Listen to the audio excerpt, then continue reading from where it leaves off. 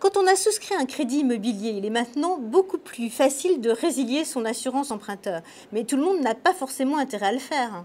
Alors tout le monde en tout cas a intérêt à se poser la question de savoir ce qu'il peut gagner dans le cadre d'une déliaison, d'une délégation d'assurance. Aujourd'hui effectivement vous pouvez changer d'assurance emprunteur pendant la première année du crédit. Vous avez tout intérêt à vous poser la question, plus vous êtes jeune, plus cette délégation va présenter d'intérêt, puisqu'en fait quand vous êtes dans le cadre d'une assurance de groupe, vous payez une tarification un petit peu plus importante pour mutualiser les risques avec les personnes qui présentent des risques plus importants. Du coup, en prenant une assurance individuelle, vous allez payer certainement moins cher pour le même niveau de garantie, voire augmenter les garanties pour le même prix. Donc ce sont surtout les personnes jeunes et en bonne santé qui ont intérêt à résilier et à trouver une nouvelle assurance. Mais jusqu'à combien peut-on économiser? Alors ça peut être très important, hein.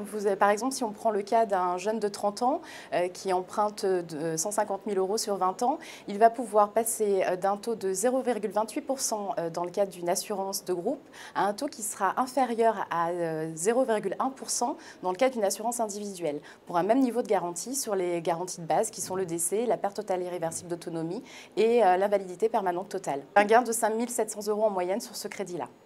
Mais est-ce que ma banque peut s'opposer à cette délégation d'assurance? Alors, elle ne peut pas s'opposer sans raison et sans fondement. Elle est obligée de regarder ce qu'on appelle l'équivalence de garantie, donc de comparer les garanties essentielles du contrat que vous détenez aujourd'hui et celui que vous proposez à la banque pour motiver son refus. Aujourd'hui, le CCSF, qui est le conseil consultatif du secteur financier, a édicté des normes. L'établissement bancaire doit se positionner sur 11 niveaux de garantie et 4 optionnels qu'il aura choisis pour justifier de son refus. Cécile Reclor, merci.